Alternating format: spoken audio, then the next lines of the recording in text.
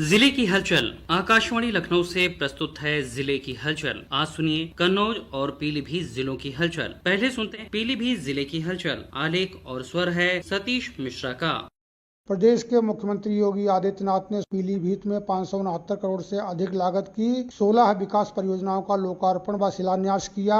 उन्होंने बांग्लादेश से कई दशक पूर्व विस्थापित 4693 परिवारों को जमीन के मालिकाना हक के कागजात सौंपे और 100 से अधिक लोगों को नागरिकता प्रमाण पत्र प्रदान किए। मुख्यमंत्री ने जनसभा को संबोधित करते हुए कहा कि बांग्लादेश से विस्थापित होकर आए परिवारों को सरकार ने जमीन का मालिकाना हक देकर न सिर्फ उन्हें सम्मान के साथ जीने का अधिकार दिया है बल्कि विरासत को भी संरक्षित किया है। पीलीभीत में 5 दशक से इंतजार कर रहे बंगाली परिवारों को भी उनका जमीन का अधिकार और उनकी नागरिकता प्रमाण पत्र प्रारंभ हो गया है। इन सब के लिए आपको बधाई, मंगलमय शुभकामनाएं और विश्वास करता हूं कि आप इस संस्कृति को अक्षुण्ण बनाए रखने के लिए कार्य करेंगे।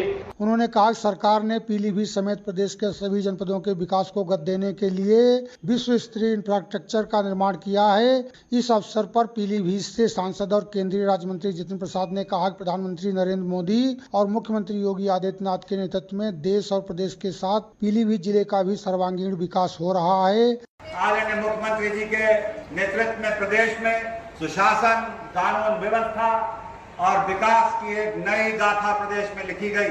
प्राथमिकता पे पीलीभीत में सभी योजनाएं का यहाँ पर क्रियान्वयन हो रहा है और धरातल पर दिखाई दे रही।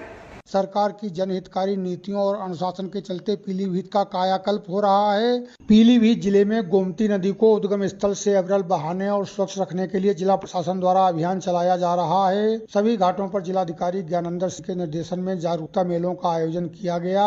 इनमें नदी की स्वच्छता और सफाई, खुदाई के कार्यों का शुभारंभ केंद्रीय राज्य मंत्री जितिन प्रसाद द्वारा किया गया। स्वयंसेवी संस्थाओं के प्रतिनिधि भी इसमें शामिल हुए। 1 जुलाई से जीराम जी योजना के तहत नदी की खुदाई और साफ सफाई के काम प्रारंभ होंगे। नदी के सभी 16 घाटों पर प्रकाश के लिए सोलर लाइटें लगाई गई हैं और बैठने के लिए बेंचों की व्यवस्था कराई गई है। गोमती नदी के माधवडंडा स्थित उद्गम स्थल पर ग्रीष्मकालीन गोमती महोत्सव का आयोजन किया गया। यहाँ स्कूली बच्चों की गोमती पर आधारित प्रतियोगिताएं कराई गयी और ब्रज की रासलीला मंडली द्वारा सुंदर लीला मंचन किया गया। सभी प्रतिभागियों को मुख्य विकास अधिकारी सतीश प्रसाद मिश्रा और SDM प्रमेश कुमार ने पुरस्कृत किया। इस मौके पर गोमती नदी को सजाने, संवारने और स्वच्छ रखने के लिए सभी 16 घाटों पर 10-10 गोमती मित्रों की तैनाती युवा कल्याण विभाग द्वारा करने की घोषणा की गई। अब तक घोषित किए गए 82 गोमती मित्रों को परिचय पत्र वितरित किए गए। पीलीभीत जिले में गन्ने की फसल के सर्वे का काम युद्ध स्तर पर चल रहा है। अब तक 2 लाख किसानों के खेतों तक गन्ना विकास विभाग की टीमें पहुंच चुकी हैं। जिला गन्ना अधिकारी खुशीराम भार्गव ने बताया कि गन्ने के साथ गेंदे की मिलवा खेती करके किसान मोटा मुनाफा कमा रहे हैं। पीलीभीत जिले में अंतर्राष्ट्रीय योग दिवस पर गांधी स्टेडियम में भव्य कार्यक्रम आयोजित किया गया, जिसमें प्रदेश के गन्ना विकास एवं चीनी उद्योग राज्य मंत्री संजय सिंह गंगवार शामिल हुए। गांव से शहर तक स्कूल, कॉलेजों और सार्वजनिक स्थानों पर योग कार्यक्रमों का आयोजन किया गया।